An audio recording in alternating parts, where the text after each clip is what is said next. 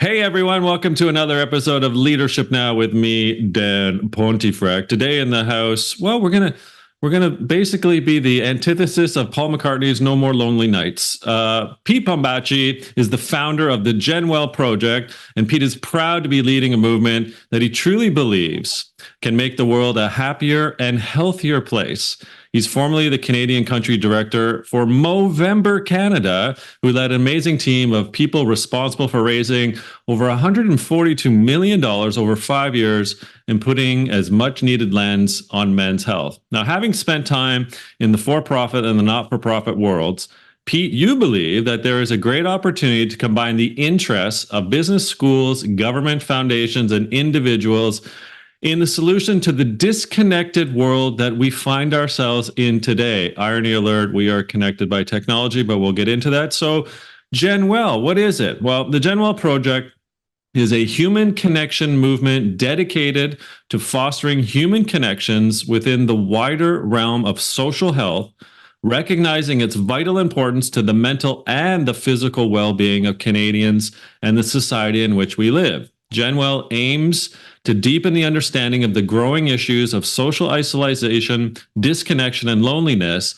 the impacts on individuals and society, and the power of human connection to solve before a crisis or a need for intervention. So, Pete, it's just a treat to have you here today.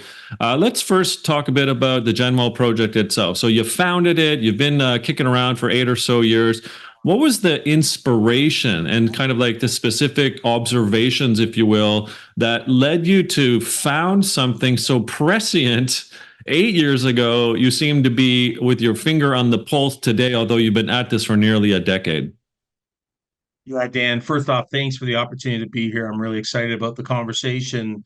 But the original inspiration happened because there was a blackout on the eastern seaboard of North America. 50 million people went without power for 2 to 7 days. And that day I was working in an office, eventually made my way home. Initially, I saw the beauty of the human species. I saw people, directing traffic, handing out water, ice cream. Everybody was helping other people. And later on that night, I went to a friend's barbecue. And at 9 o'clock at night, I went out on the front porch and I saw a street filled with people. And I lived on a busy thoroughfare at the time. So I knew my two neighbors, but that was about it. So I walked out on the street being the curious guy that I am. And I just said, "Hey, I wish I lived on a street like this. This looks amazing. You guys all know each other." And they all paused and looked at me and went, "We don't." Wow. And I thought to myself, "Are you kidding me? You guys look like you're having a blast here. You look like you've been longtime friends." And so it took a crisis for us to come out and actually talk to the people that we live beside. And I found out stories I didn't launch this for 13 years after that date. But over that time, as I would talk about it, I'd hear people talk about being in tall buildings in downtown cities who said, "Yeah, I spent 8 hours talking to people I'd never met before. We had, spent the rest of our night. We obviously had a baby boom 9 months later. We had so many people connecting." And so what it really struck out to me is, maybe we need to do this before the next crisis. And what if we created some opportunities for people to make it happen? Well, so interesting the prescience then of that blackout, and 16 years later ish, you've founded GenWell Project, and so that's sort of circa 2016, and then lo and behold, a crisis happens. Sort of 4 years later, here we have ourselves something called a pandemic.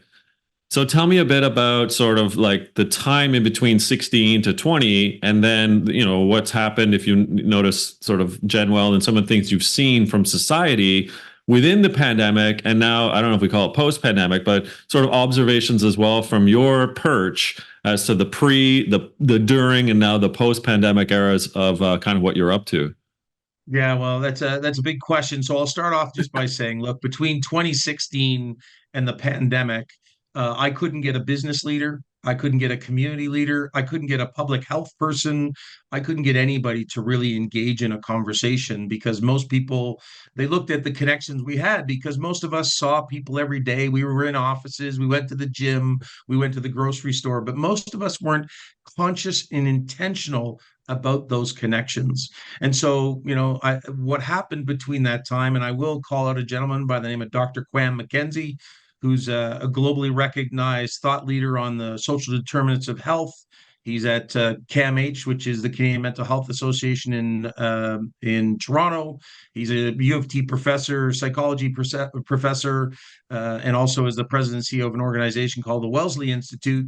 In 2017, I sat down with him. I didn't know who he was at the time. And he looked at me after a short conversation. He said, you're going to be very successful with this movement, but you need to know one thing. And I literally was like, what is it?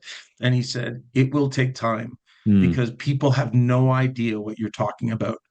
And that was even not knowing that the global pandemic was, 4 years down the road. Another funny story is the pandemic comes along, and my personal coach at the time said, "Well, I guess your movement's dead." And I said, "What do you mean?" And she said, well, people can't see each other, so how is your movement grow? And I said, but isn't that the point? Is that we can't see each other? And at that point, we didn't know when, the pandemic was going to end, and certainly nobody would have predicted 2 years. But obviously, as we went through the pandemic, the interest in what we were doing started to grow. I'll even say in the first year, Dan, because people were so focused on just survival, we were just trying to get through our days. There wasn't the concern from workplaces as to what do we do on the other side? How Yeah. do we rebuild connection, whether it was government or community or, seniors residences or whatever it was. But really, as we started to exit, all of a sudden the phone started to ring off the hook. And now we've built over the course of 8 years, we do programming in workplaces, classrooms, seniors residents, municipalities, marginalized communities. And we now have 7 campaigns that we run throughout the year that are really the catalytic occasions like the blackout, whether it's GenWell weekends, whether it's Loneliness Awareness Week, Talk to Stranger Week, or Face to Face February, all different reasons and excuses and permission for people to do something that we all desperately want to do and we need. But oftentimes we've got some emotional or physical barriers around us that prevent us from doing it. So I'll stop there as a starting point for this is kind of a bit of the journey that we've been on over the course of the last 8 years. Well, a journey that is needed to continue, I might add, Pete. So, not only with Quam, but you've got other influential people recently ish, like the US Surgeon General, Dr. Vivek Murthy, who about a year ago in 2023 issues a report that, loneliness is an epidemic and points out that things like, smoking, obesity, high blood pressure are actually less of an issue than loneliness and isolation when it comes to your health. So you just alluded to the fact that week of June 10th, 16th is Loneliness Awareness Week. I'm curious for you, like, how do you kind of rationalize or depict or describe the current state of loneliness and that impact and its pressing issues that have on society, and whether, as you say, that's community, workplace, schools, kids, etc. There is sort of, to me, this post-pandemic elephant in the room that people are waking up to that you've long been there for. But I'm curious now, well, what are you seeing in the work that you're doing with respect to all of that? Yeah, here's what I say, and here's what I see, and I can tell you that we just got the results from the 2023 Social Connection Survey here in Canada, and it's really suggesting that this is not a segmented issue. It's not seniors, it's not young people, it's all of us. And so, right now, general population, over 50% of Canadians feel lonely on a regular basis. And it's higher up to 56% and not much lower than 50% across all demographics. Now, the thing I would actually say, Dan, is what we need to recognize here is we're talking about two different things. Loneliness itself is not a crisis. Loneliness is a beautiful thing. It's the body and the brain recognizing that we are lacking human interaction with other people. And if we are conscious and intentional, we can now make a plan to say, okay, what am I going to do? I'm going to go to the dog park. I'm going to go get a coffee. I'm going to call up a friend. I'm going to say hi to a neighbor. I'm going to start building those things in. I think, unfortunately, in a way, we are doing a disservice to the issue that we're trying to address here, because we've already started to call it a pandemic or a crisis. And what we're talking about is in our research, it's about 7% of the population who are chronically or persistently lonely. Mm. And so those people are at risk of heart disease, dementia, diabetes, suicide, addiction, obesity, cancer, all those issues are the risk of those rise when we feel chronically or persistently lonely. That's important for us to also recognize that the solution to the challenge that those people face isn't telling them to buck up and be more social. It's actually about awakening the population to say, hey, if you know somebody who's struggling, and let's recognize this is not always about social isolation. This could be about a job loss. This could be about relationship issues, financial issues, kid issues. We all experience loneliness. And I'll even say, before I launched this campaign, I'd never felt that I'd been lonely in my life. Now that I understand loneliness, I've been lonely many times in my life. What I was fortunate enough is that I had people around me that helped me cope through social connection. There's a study out of Boston University. Social connection is the single greatest preventative action to avoid depression because it gets us out of our own heads and gets us to be present in a conversation with somebody else like we're doing right now. So, what do I see right now is I see that the issue has not gotten better on the other side of the global pandemic. There's less people in the crisis, but there's as many people feeling that sense of disconnection. And even in our research from about a year and a half ago, it showed that about 40% of Canadians, as an example, were still identifying as introverted, socially anxious, introverted, the third category, and then fearful of COVID. And the reality is, we still need to understand that even though we're 2 years out from the pandemic, there's still a lot of people that are struggling just to get out their front door, to go to an office, to get back out there and be socially connected. And over time, that disconnection from other people is going to lead to even more mental and physical health issues. So we need to help everybody. The socially connected can help those that aren't socially connected, and those Hmm. that are socially disconnected, hopefully, can get some inspiration from the events and activities that we do to help them make that first step to get out the door. So, Pete, it sounds like actually you're doing a really clever job of demarcating loneliness from like social isolation. And do you see then, if we were to sort of also add on to the tire fire technology, and sort of let's unpack that particular elephant in the world. How do you see technology exacerbating the social isolation? It's a hard word to say for me today. Or is it actually helping, or is it something that we can learn from you and the work that you're doing, where you can't just crap on technology and say, oh, damn you, technology, you're creating more social isolation. But there's also situations clearly we can see from the data, demography alike in all different demographies, that actually it is exacerbating. So that's one of the packets I wanted to unpack with you. It's like, well, how does technology play a part to hinder and help social isolation? Yeah, well, let's first be grateful that we had technology during the global pandemic, because I would hate to see where we would have ended up had we not had any means to communicate with loved ones and people that we care about. So technology can be a wonderful tool for us to build social connection, but we need to recognize it is a supplement. It is not a replacement for human interaction. So, today you and I are chatting, through technology, and that's a wonderful thing. And I'm fully and deeply engaged in this conversation, as are you, Dan. And that's a beautiful use of technology. Hmm. We know about the dead scroll. We know about the passive scroll. We know the morning scroll, the evening scroll. And, what is it now? It's over a couple hundred times a day that we're picking it up. We have to recognize we're up against teams of behavioral scientists whose sole purpose is distract us from living our lives. And there's a new book out from Jonathan Haidt. Hopefully you've heard about it.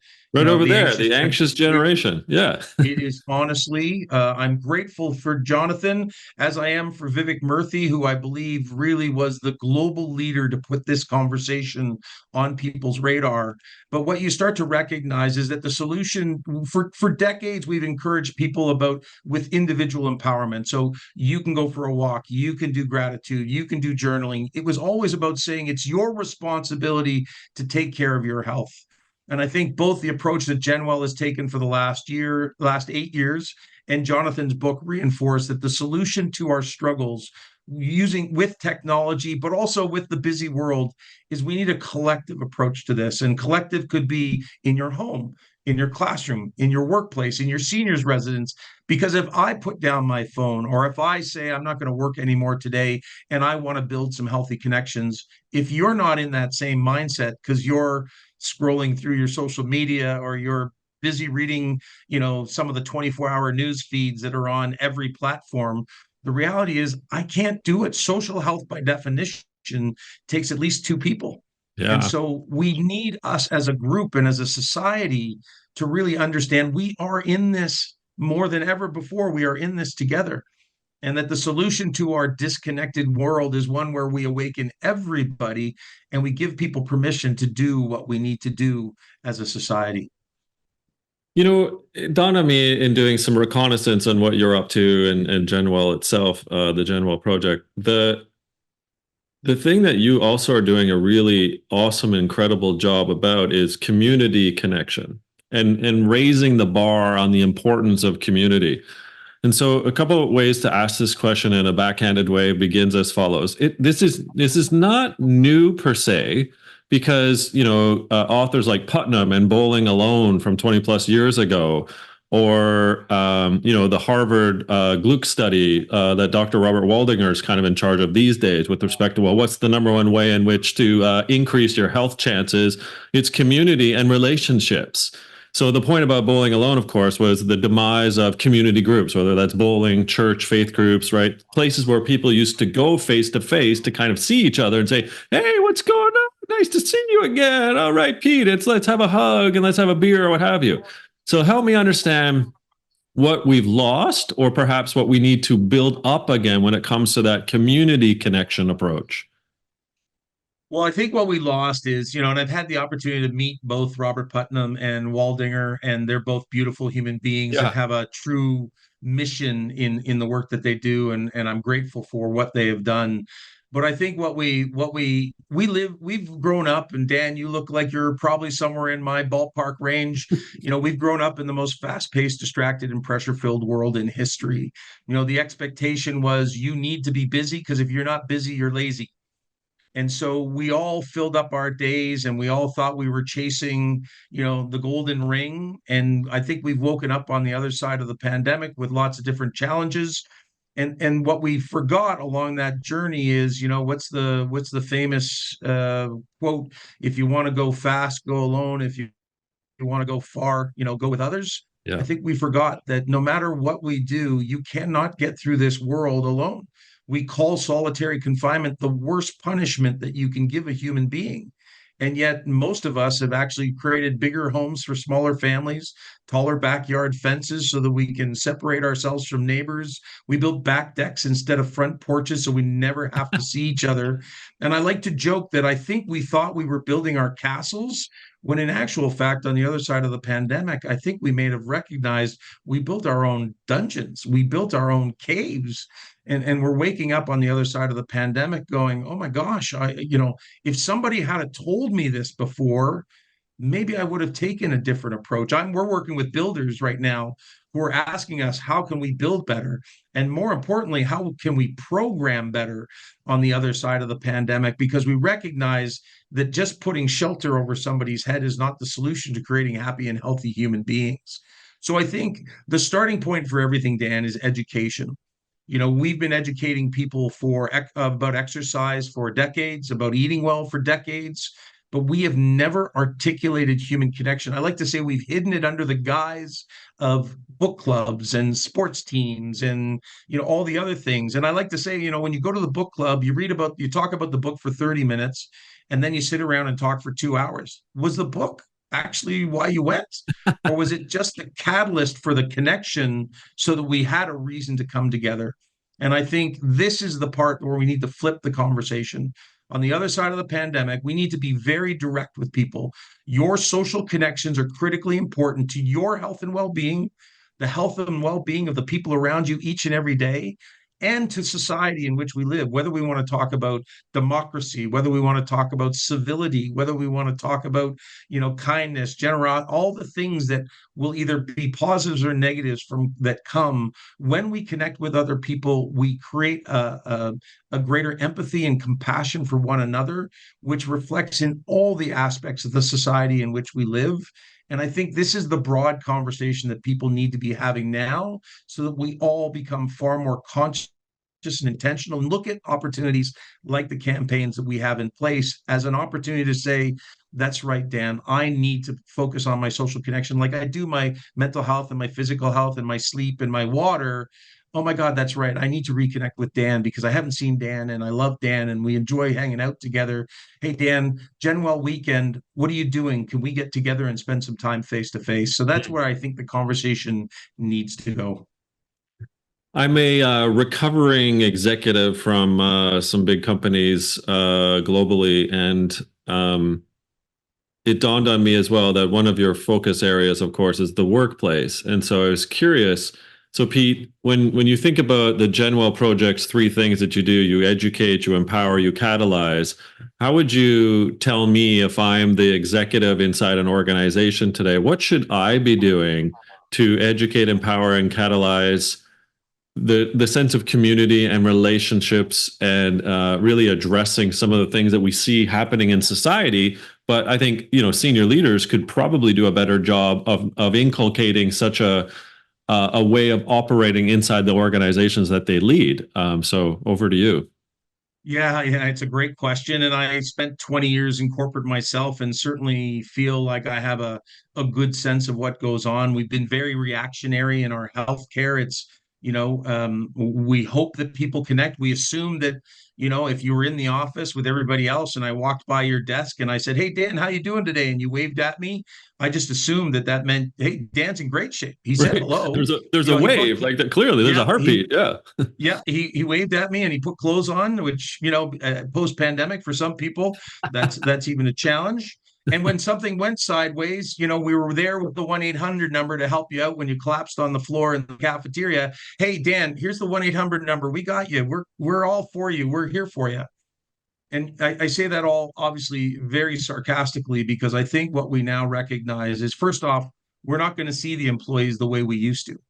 And so now we need to take a proactive approach. We need to truly care about our employees. And when we recognize the science behind social connection, our research in Canada shows that the relationships that we have with our employees or with our peers in the workplace can have as important an impact on your happiness and your reduced sense of loneliness as relationships with our own family and friends.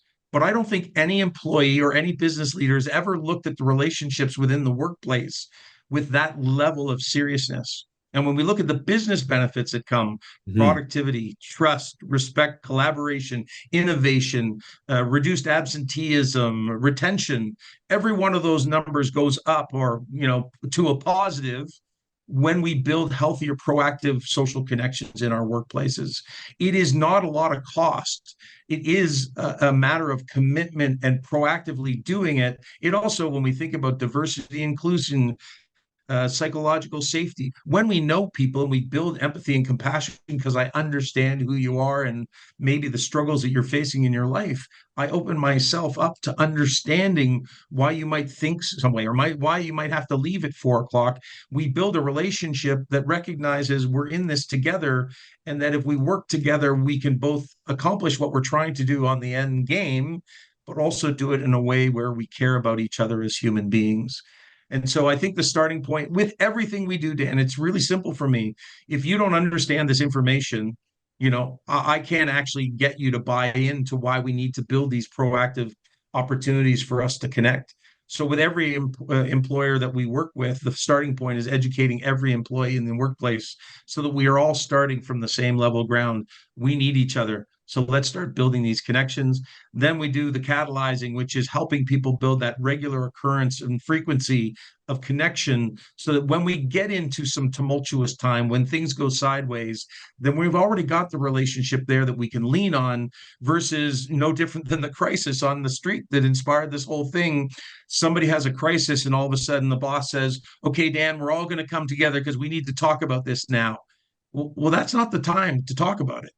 we should have been talking about it for the last 12 months so that we built this connection. So now it's, hey, Dan, we're going to bring the team together. Let's talk about solutions here. Because I don't need to worry because I've already checked on everybody. We already know that where we are and where we stand. So let's start talking about how we can solve for it. So that's how again, the conversation needs to shift to proactive. I actually do look at business leaders now.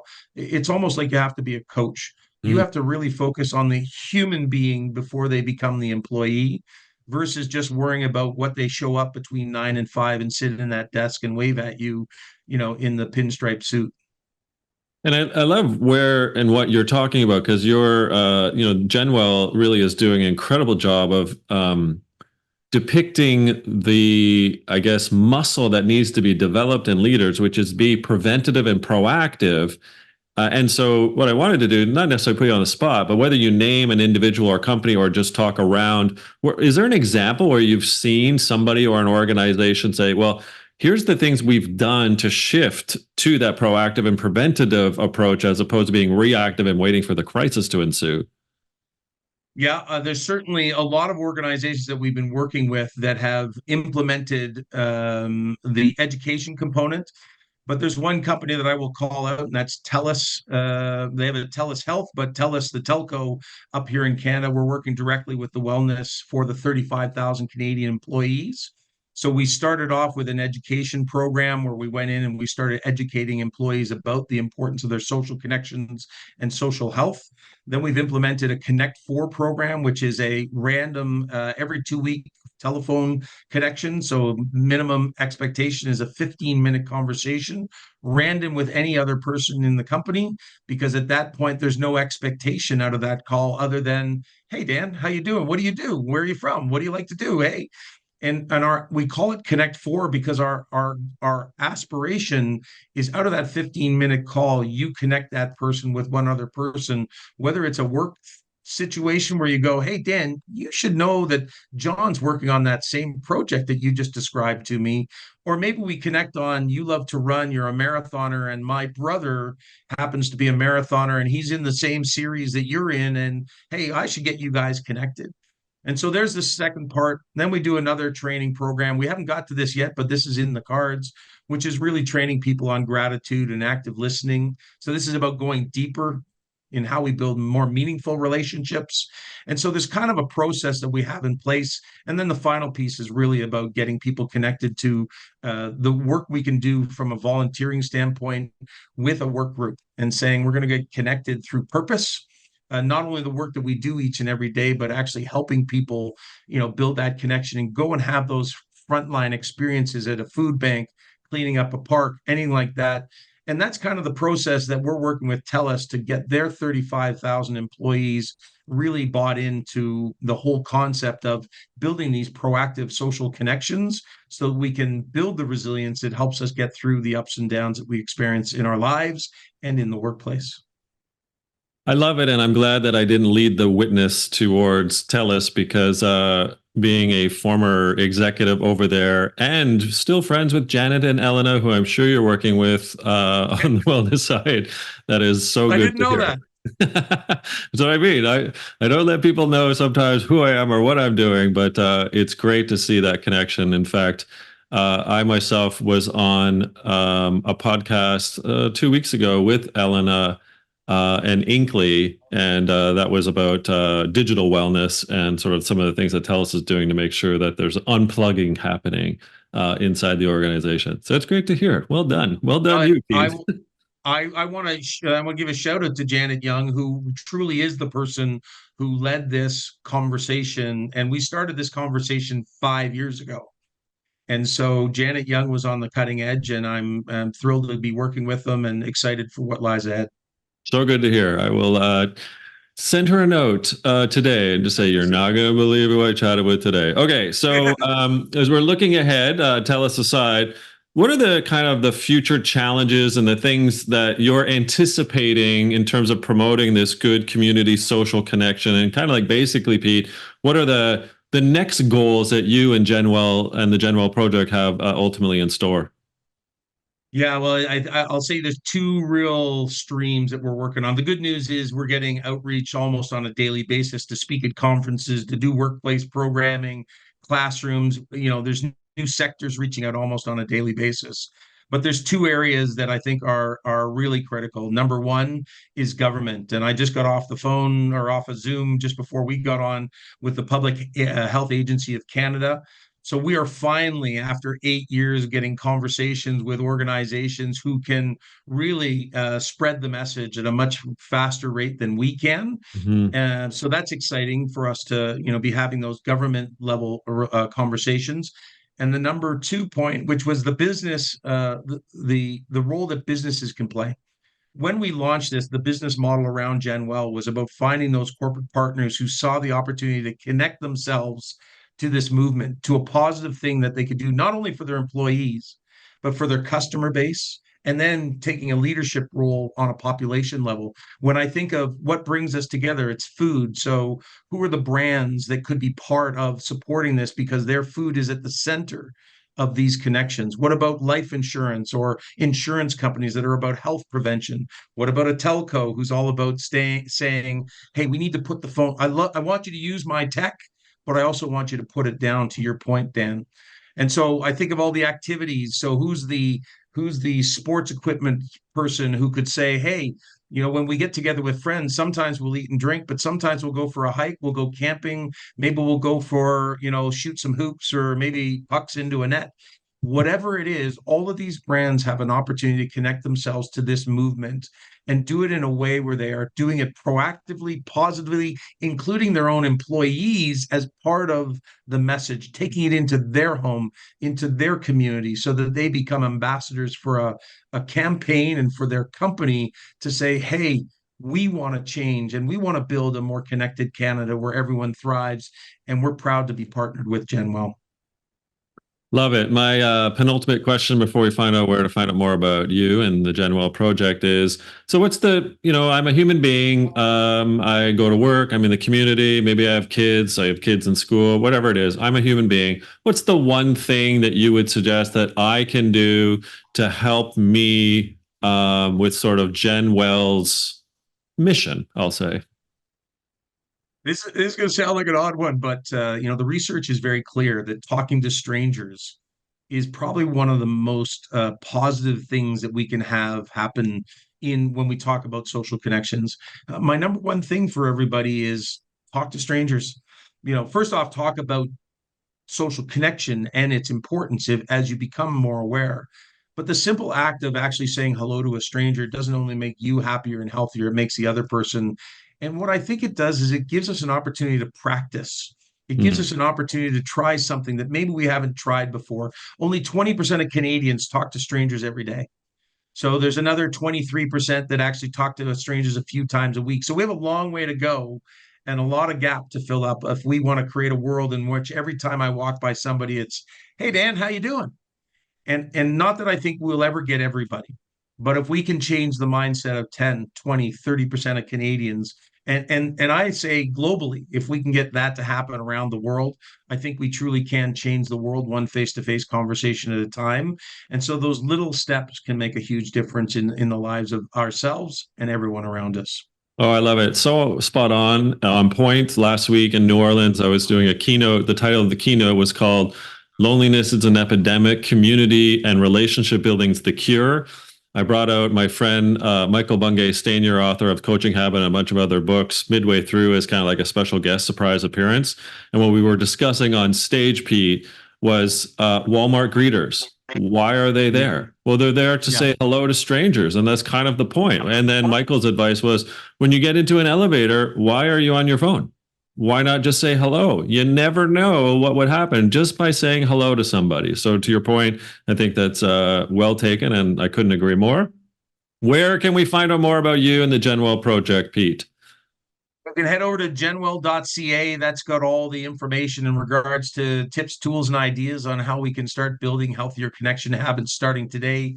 They can find out more about the programming that we deliver, as I mentioned, in schools, in workplaces, seniors residents, municipalities, municipalities, wherever they want to go.